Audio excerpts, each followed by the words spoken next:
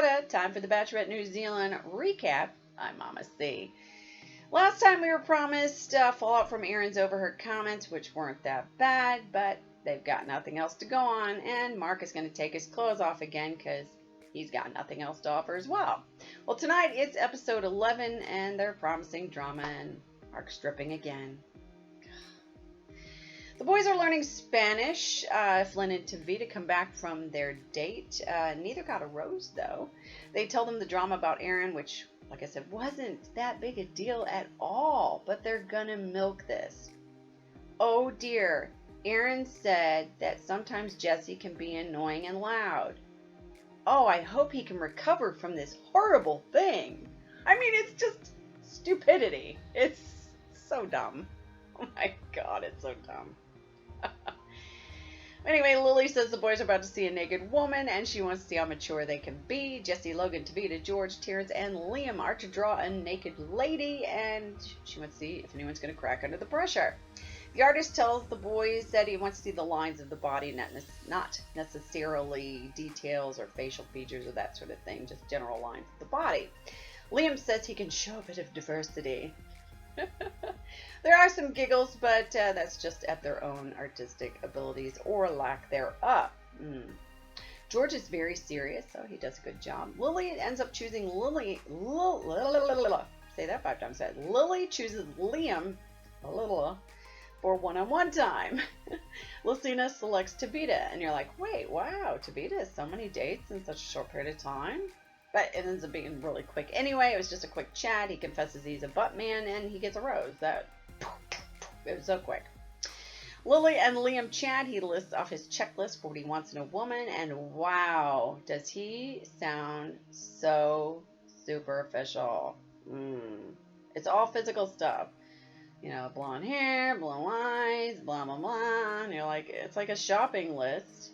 And obviously it puts her off because she's like, hi, you're being shallow. You know, it's just, it's ridiculous. She asks him his first impression of her. He does a little verbal dance. They talk. She thinks he may need some more time. Yeah, he needs more time to realize that, mate, there's more to a woman than just the outside. He made it sound like he had a grocery list of things that he wanted in a part. It's like, oh, mate. All right, so back to the recap. So anyway, Lily seemed put off because, you know, obviously it seemed very shallow with Liam. She asked him his first impression of her. He does the verbal dance. They talk. She thinks he may need some more time. But yeah, I don't know. Logan has a surprise for Lucina because, you know, he's the romantic, the constant romantic, one of the guys. And you know what, Logan? There's nothing wrong with being romantic. You do you, mate, because you know what? There's going to be some woman out there that is just going to eat that up with a spoon, bro. So you do you, and who gives a rat's ass what any of these other boys think? Because you're not out to impress them. You know what I'm saying? And Logan is an attractive man, and we don't know the whole story about the dry kissing, so hopefully he was just nervous, and that's why he had dry mouth. I'm crossing my fingers.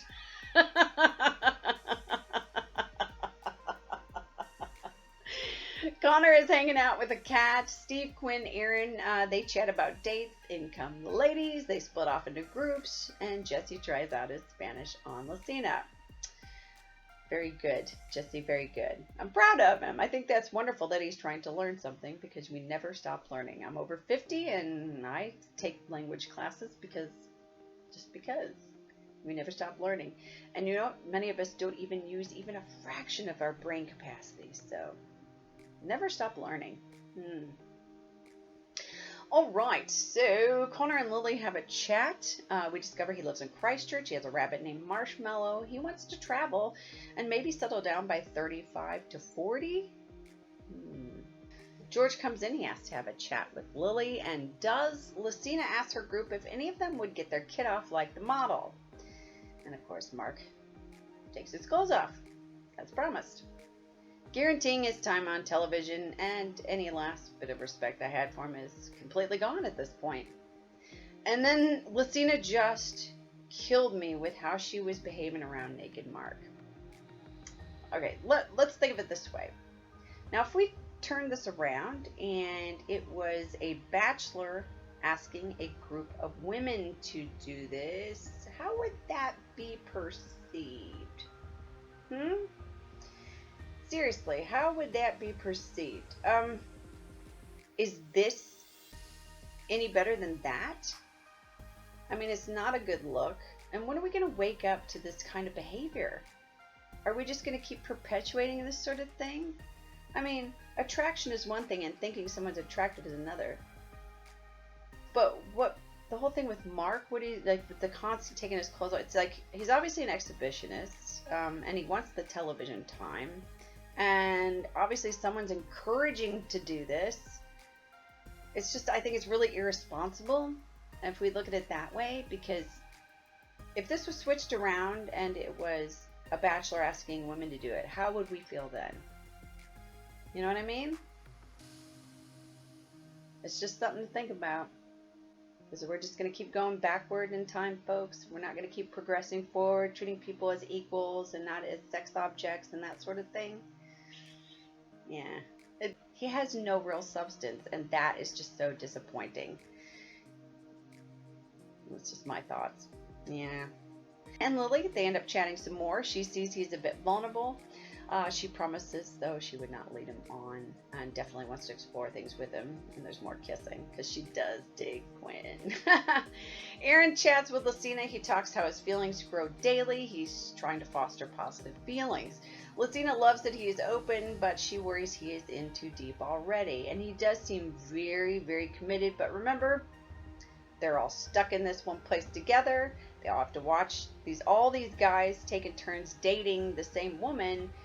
It's not going to be easy. It's going to be a mind, you know what I'm saying? It's just, yeah. So you can kind of see where he would be going a bit off the rails because, you know, put in that situation.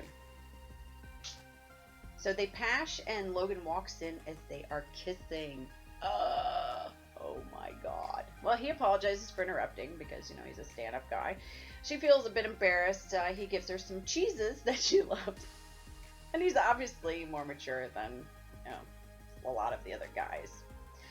She gives him a rose because he's such a giver. Yet she says she couldn't kiss him because she was just making out with him. So that would have felt weird and awkward. So.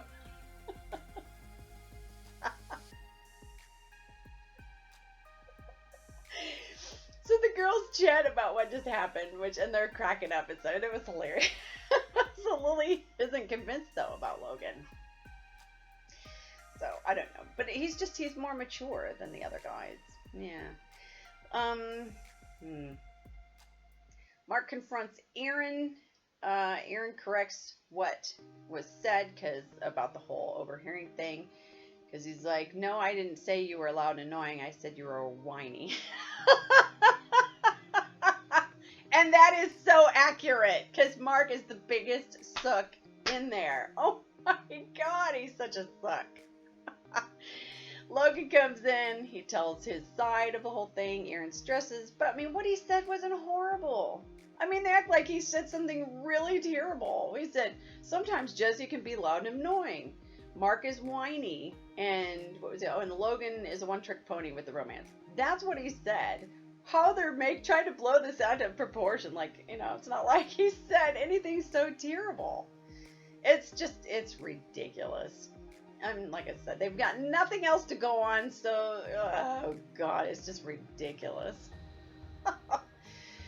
Well, Lucina is feeling awkward, and she goes to get up to leave. And then we see Aaron crying, and we know it's just the pressure of the situation and how they've spun it out of control to look worse than it really is. And calling someone whiny and loud and annoying or whatever is not that big a deal. It's an opinion, and who cares? Oh my God, they're just acting like, oh dear, he said Mark is whiny. But yet Mark strips his clothes off on national television. It seems a bit weird, doesn't it? Like, oh, we're supposed to feel this way about this, but stupid. Yeah, okay. So, I mean, it wasn't character assassination, is all I'm saying. It was just his private thoughts on a few guys.